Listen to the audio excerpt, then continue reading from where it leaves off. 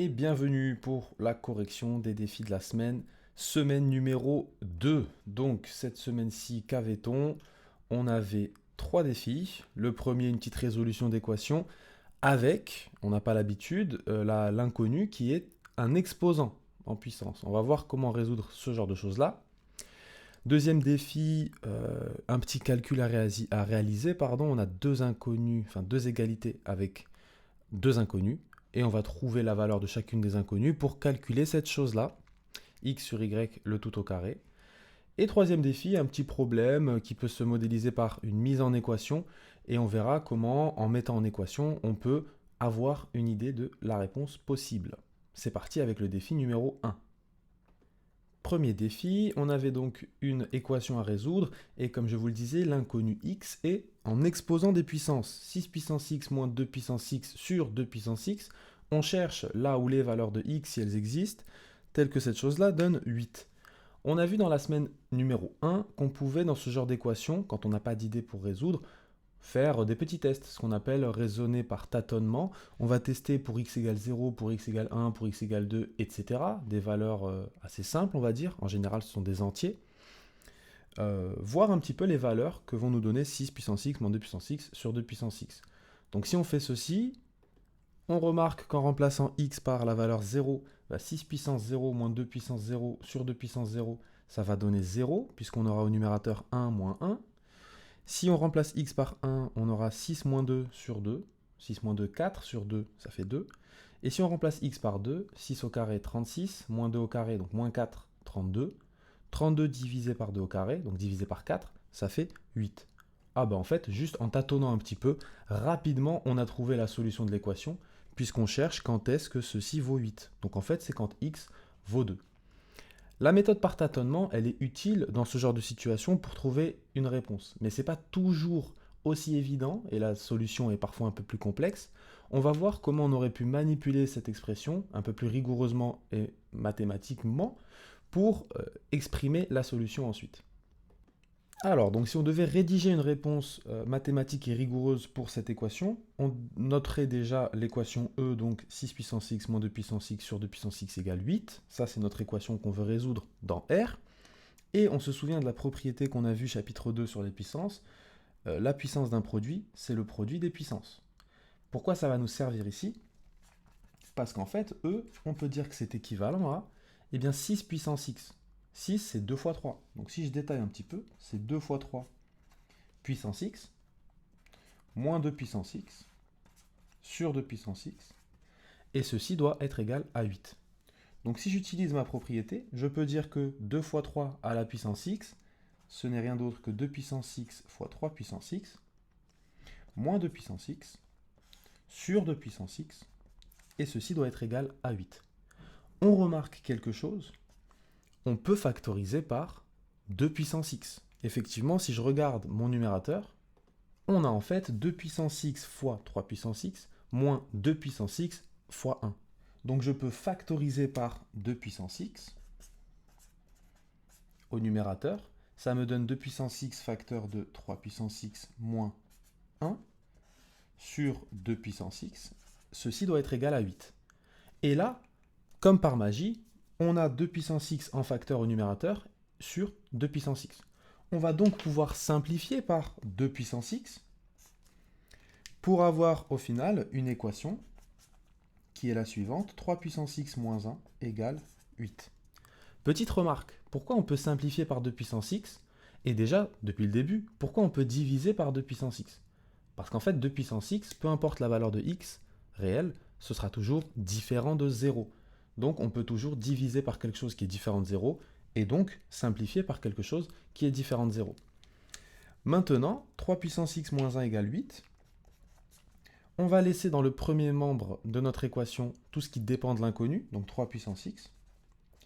Et par contre, ce qui est constant, donc moins 1, on va le mettre dans le second membre de l'équation. Ça, c'est comme d'habitude. Donc on a ici 8 plus 1. Je détaille vraiment tout. Et donc j'ai 3 puissance x qui doit être égal à 9. Et là, pas besoin d'être très malin ou très maline. Quelle est la puissance de 3 qui va me donner 9? On sait que c'est 2. Autrement dit, on sait qu'on a donc x qui doit être égal à 2. Maintenant, on ne sait pas forcément comment rigoureusement dire que si 3 puissance x égale 9, alors c'est que x égale 2. Je vais vous montrer une petite fonction qui n'est pas forcément au programme, mais pour les curieux et curieuses, sur la calculatrice, vous vous êtes peut-être déjà demandé quelle était cette fonction log. Normalement, vous l'avez peut-être jamais encore utilisée. Donc si on est curieux, qu'est-ce que c'est que cette fonction log? En fait, la fonction log, elle va vous donner l'exposant que vous devez mettre à un certain nombre pour obtenir un autre nombre. Je vous explique ça plus précisément. Donc ça marche comme ceci, si on regarde au niveau du brouillon. Si 3 puissance 2 vaut 9, on dit que 2, l'exposant donc, c'est le logarithme de 9 en base 3. Autrement dit, 2, c'est la puissance que je dois mettre à 3 pour obtenir 9.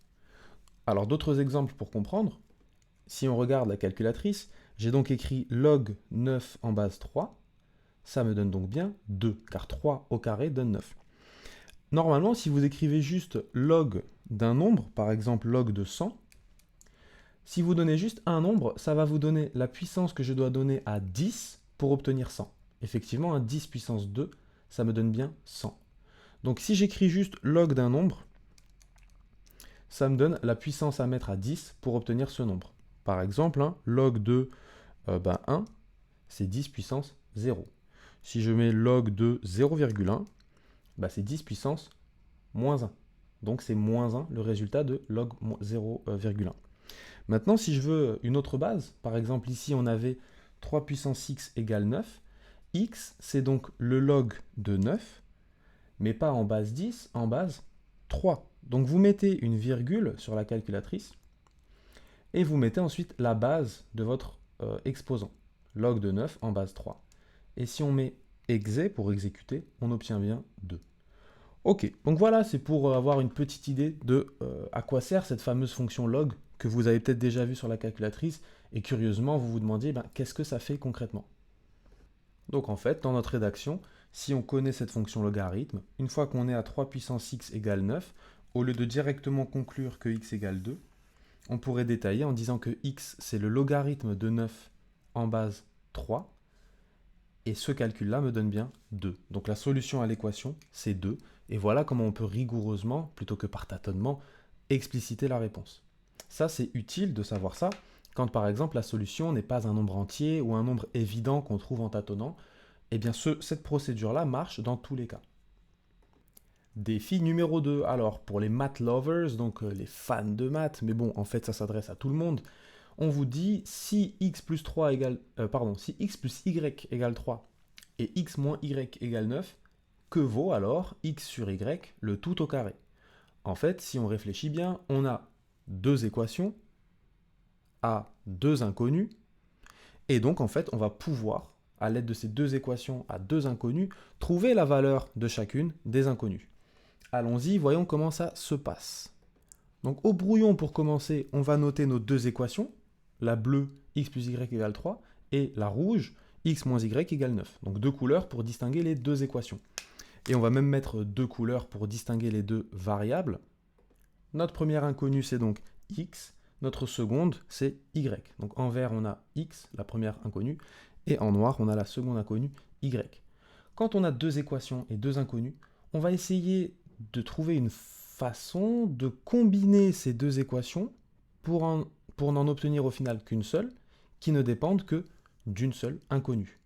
Autrement dit, si x plus y égale 3 et x moins y égale 9, quelle combinaison je peux faire avec ces deux équations pour me débarrasser de l'une des inconnues? Intuitivement, là, ce qu'on aurait envie de faire, j'ai x et x dans l'équation bleue et dans l'équation rouge.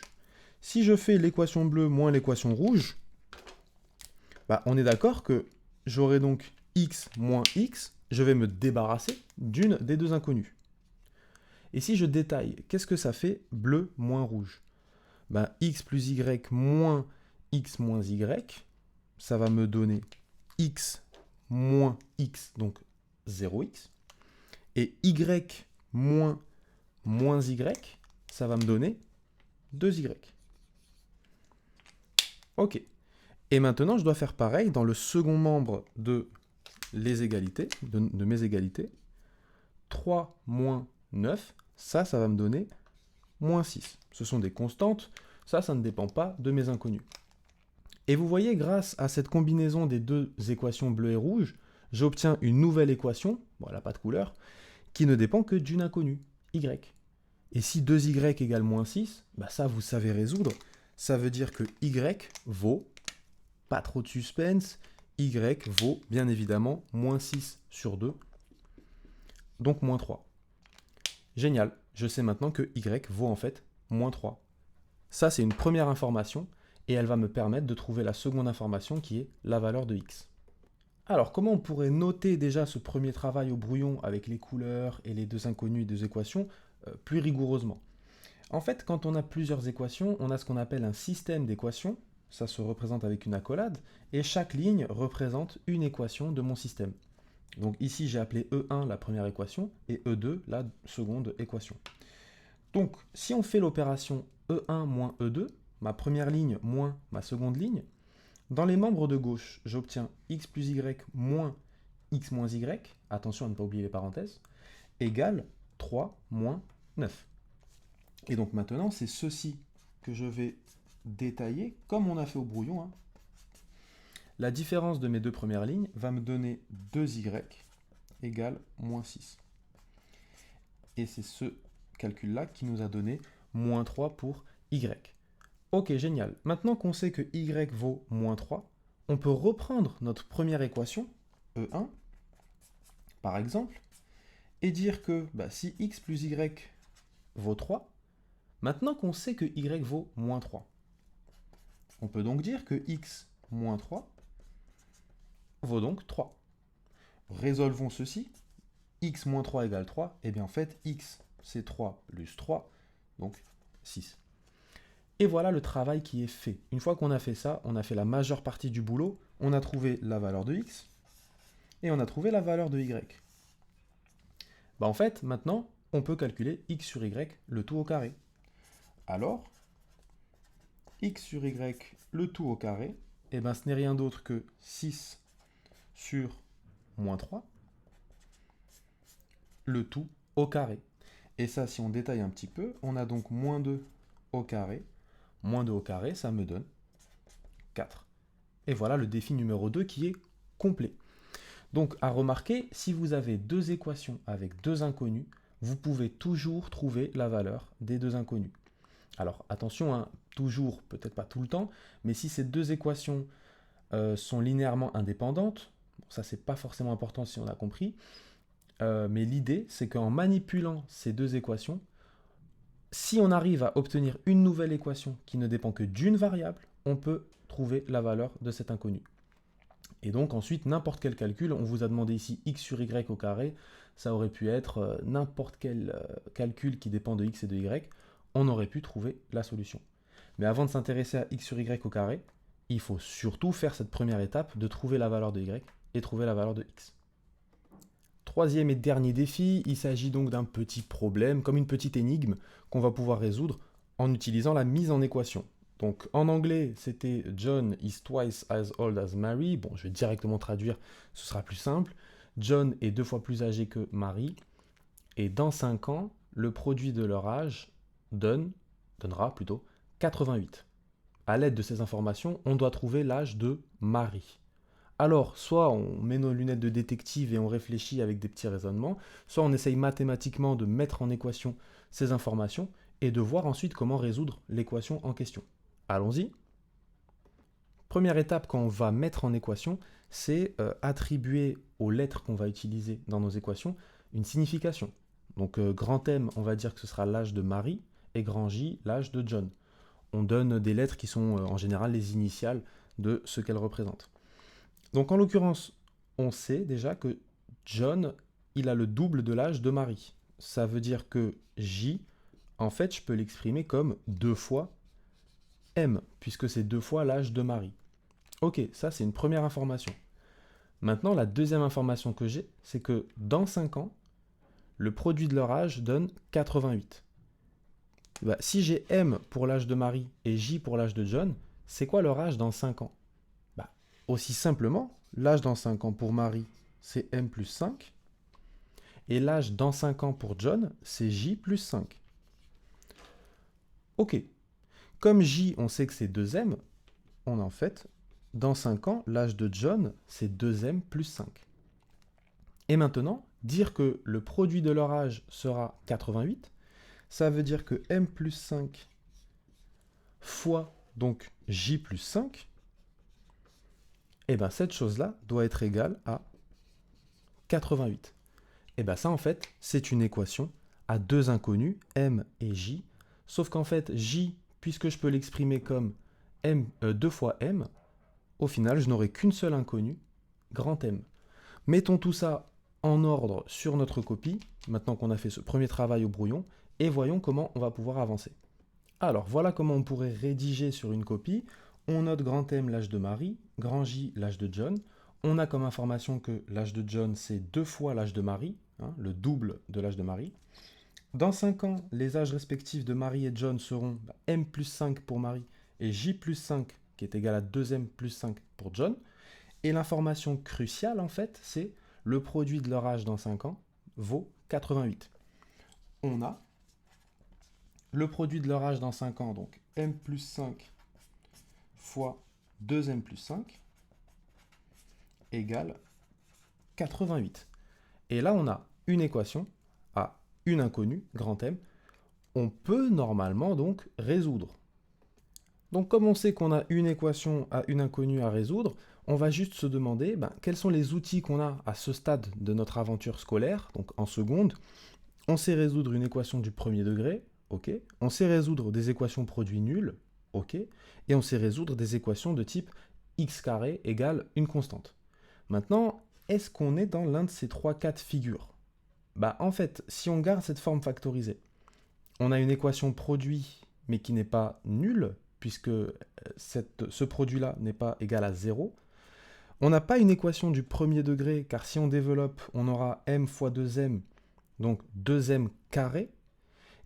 Et si on développe et qu'on réduit, on va le faire juste après, on va remarquer qu'on n'aura pas une équation du type x carré égale constante.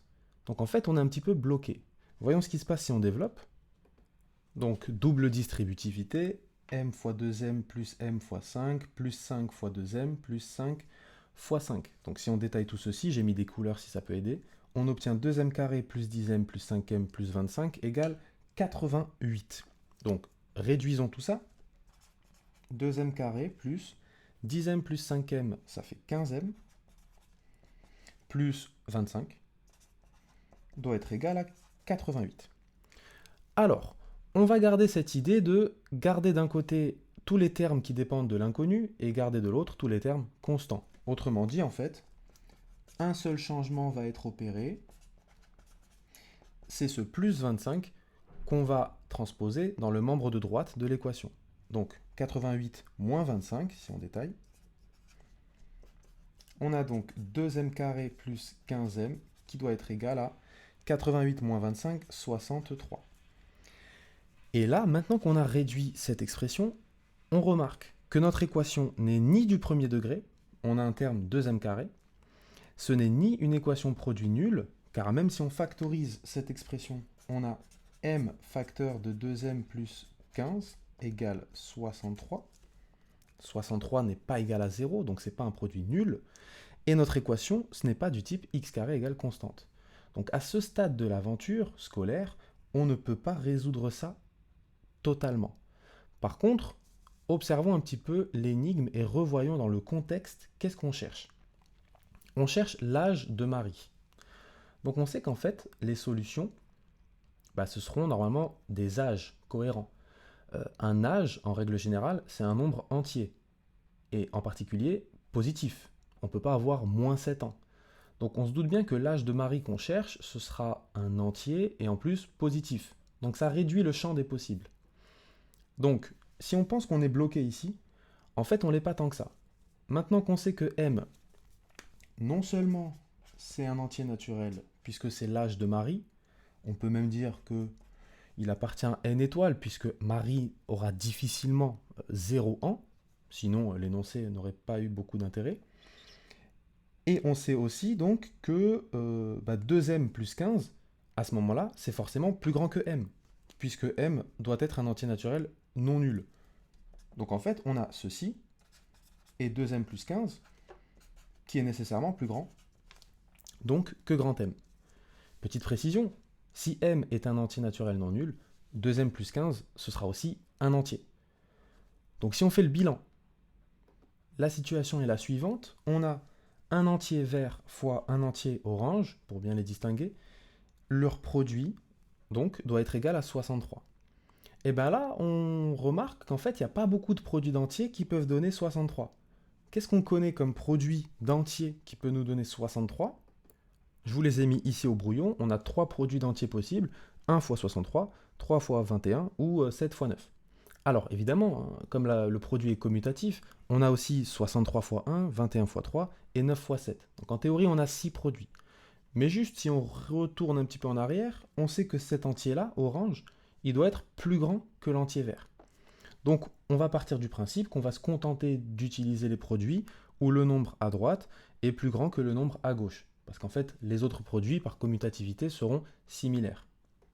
Petite parenthèse pour comment on peut trouver tous les produits d'entiers qui donnent 63. L'astuce, c'est de décomposer 63 en produits de facteurs premiers et ensuite de voir tous les produits d'entiers qu'on peut obtenir à partir de cette décomposition. Donc pour que ce soit plus simple, j'ai écrit 3 au carré comme 3 fois 3. Et là, on remarque qu'on peut faire donc tout ça fois 1. Donc ça revient à 63 fois 1. Ça fois 7. Donc ça revient à 9 fois 7. On peut faire ça fois tout ça, donc ça revient à 3 fois 21. Et en fait, là, on a exploré tous les cas possibles. Et donc au final, si on les liste, on a 1 fois 63, 3 fois 21 et 7 fois 9. Donc si on revient sur notre travail, on voit qu'on doit avoir m fois 2m plus 15 égale 63, avec m un entier, et 2m plus 15 un autre entier, plus grand que m. Autrement dit, en fait, si on regarde le brouillon, on a soit pour m la valeur 1, 3 ou 7, mais en fait, il n'y a qu'une seule valeur possible, c'est celle telle que 2m plus 15 me donne le bon résultat à droite.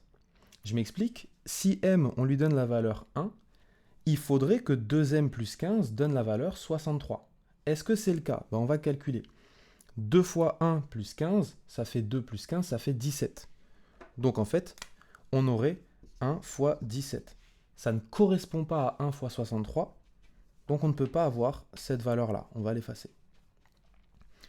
Essayons comme valeur pour m 3. Que vaut alors 2m plus 15? J'ai 2 fois 3 plus 15, 2 fois 3, 6, plus 15, 21. Top, 21, c'est bien le nombre dont j'ai besoin ici pour compléter mon produit et obtenir 63. Donc en fait, on a trouvé la solution. On va juste se convaincre que 7 ne peut pas être aussi une solution. Si m vaut 7, 2 fois 7 plus 15, ça fait 14 plus 15. Bon, c'est différent de 9, donc m ne peut pas être égal à 7. Et vous voyez, avec ce petit raisonnement-là, on va trouver la solution. On a donc m égale 3. Parce que si m égale 3, on a bien 2m plus 15 qui vaut 21. Et donc, m fois 2m plus 15 vaut bien 63. Donc en fait, on a trouvé la solution, on s'en est bien sorti. M égale 3, ça veut dire, phrase de conclusion, l'âge de Marie est de 3 ans. C'était pas demandé, on peut aussi donc en déduire l'âge de John. John, il est 2 fois plus âgé que Marie, donc en fait, il a 6 ans. Et maintenant, très important quand vous résolvez ce genre de petits problèmes, dernière étape, vérification. On va vérifier que tout est cohérent. Si m égale 3, ça veut dire que John a 6 ans. Donc maintenant, leur âge dans 5 ans, Marie, elle aura 3 et 5, 8. John, il aura 6 et 5, donc 11. Eh bien, vérifions que le produit de ces deux nombres donne bien 88. C'est bien le cas. 8 fois 11 donne bien 88. CQFD, on a trouvé l'âge de Marie. Et bravo à nous.